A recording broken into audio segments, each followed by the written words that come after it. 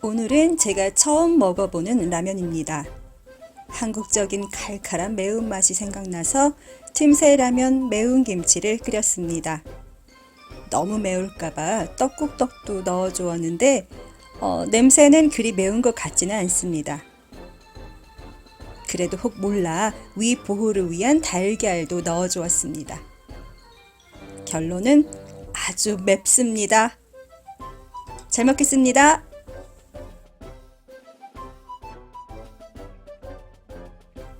작년 이맘때쯤 동네 사진관에서 여권 사진을 찍었습니다. 여권 사진 찍을 때는 흰색 상의를 입으면 안 된다고 하더라고요. 사진관에 비치되어 있던 검은색 가디건을 빌려 입고 후다닥 한컷 찍었습니다. 보정 예쁘게 해주세요 라고 부탁드리고 싶었지만 내 나이에 좀 민망하다 싶어 아무 말도 하지 않았습니다. 몇 시간 뒤 현상된 사진을 찾으러 갔는데요. 어떻게 나왔는지 너무 궁금한데 그 자리에서 확인할 용기가 나지 않았습니다. 사진 한 장 확인하는데 무슨 용기까지 필요하냐? 할 수 있겠지만 그런 거 있잖아요. 내 생긴 거 생각하지 않고 사진 속에 내가 못생겼을까봐. 그래서 엄청 실망할까봐. 포토샵 잘해달라고 진작 부탁하지 않은 것을 후회하며 다시 찍어야 하나 고민하게 될까봐. 그러면 또 돈 들게 생겼으니 짜증나고 이번에는 구체적으로 어떤 부분을 어떻게 고쳐달라고 부탁해야 하는데 혹 사진관에서 그런 나를 비웃지는 않을까 괜한 상상까지 하게 될 수 있으니 말이죠. 어쨌든 확인도 하지 않은 채 사진을 가방 속에 넣고 집으로 향하는데 몇 걸음 가지도 않아 도저히 못 참겠더라고요. 그래서 길 한복판에 서서 사진을 살짝 꺼내 보았습니다. 그리고 엄청 놀랐습니다. 아니, 조금 황당했다는 표현이 맞겠네요. 그러더니 곧 내 머릿속을 가득 메우고 있던 온갖 부정적인 상상들이 싹 사라지고 기분이 매우 좋아졌습니다. 지나가는 사람들 시선은 아랑곳하지 않고 대로 한복판에 서서 사진을 바라보며 희죽희죽 웃었습니다. 내가 이렇게 젊고 예쁘다고?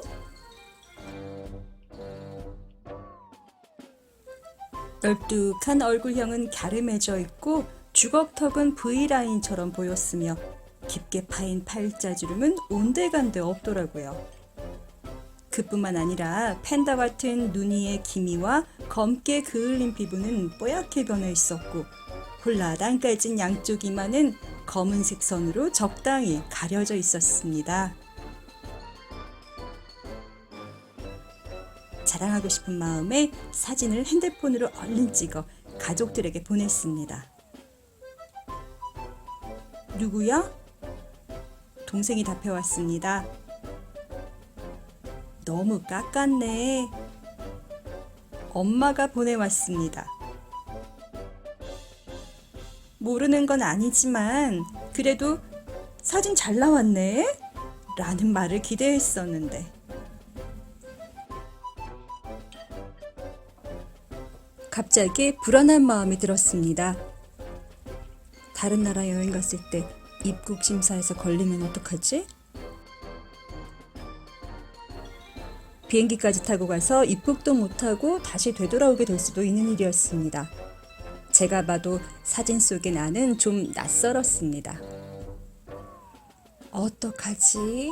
하며 사진을 빤히 쳐다보며 걷는데 다행이다 싶은 것이 있었습니다. 이 사진 속의 사람이 나라는 것이 충분히 증명되겠다 싶은 부분이 있었습니다. 바로 당나귀였습니다. 네, 저의 귀는 당나귀입니다. 그리고 사진 속의 귀도 분명 당나귀였습니다. 괜한 걱정할 필요 없겠네. 안심하며 다시 기분 좋게 집으로 향하는데 문득 이런 생각이 들었습니다. 그 사진사분의 눈에는 나의 널뚝한 얼굴, 넓은 이마와 주걱턱, 그리고 그을린 피부, 이 모든 게 다 단점으로 보였구나. 그래서 아무런 부탁도 드리지 않았는데 이 모든 단점들을 다 알아서 덮어주셨구나. 내 얼굴에 내가 이렇게 많은 단점들을 가지고 있었나 싶어 피식 웃음이 나왔습니다. 그리고 한편으로는 어렸을 때는 창피해한 적도 있던 나의 당나귀기를 그 사진사분은 단점으로 보지 않으셨구나 하는 생각도 들었습니다. 그래서일까요? 사진 속의 나의 당나귀기가 나름 매력 있어 보이는 것 같았습니다.